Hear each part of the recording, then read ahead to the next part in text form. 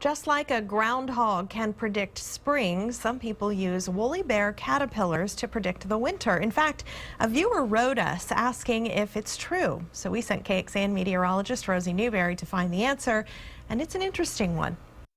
You know, your livelihood, you really paid attention to the weather. Michael Woehl is a third-generation cattle rancher. A lot of life lessons have been passed down through the family over the years. Back when I was about 10, 11 years old, I found a woolly caterpillar and had it on a stick. And my grandpa called me over, and I thought I was in trouble, so I threw it down and come a-running.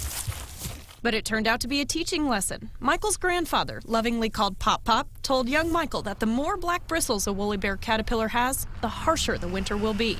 If the caterpillar has a brown band in its middle, the winter will be mild. Back then, the caterpillar was all black. And then sure enough, that winter we had a nice cold winter. Then Michael found another black woolly caterpillar last week. It had him wondering about the folklore, but it turns out that a cold winter will always be predicted in central Texas. Here, the species or subspecies we have is just solid black, so it doesn't even have that brown saddle. Pop Pop probably heard the legend from the Northeast, where woolly bears have a bigger color variety. He'd still have an opinion on the few brown bristles on the caterpillar Michael found this year, though. He would say probably in the middle of winter, then it might be a little bit milder. Here's hoping. In Manor, Rosie Newberry, KXAN News.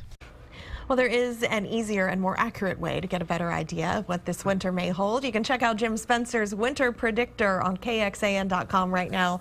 You may remember a couple of weeks ago, Jim looked into the weak La Nina weather pattern that had just formed, which could lead to a milder, drier than normal winter. But Jim also shows us the past 4 winters with weak La Nina patterns actually brought colder daytime highs and overnight lows.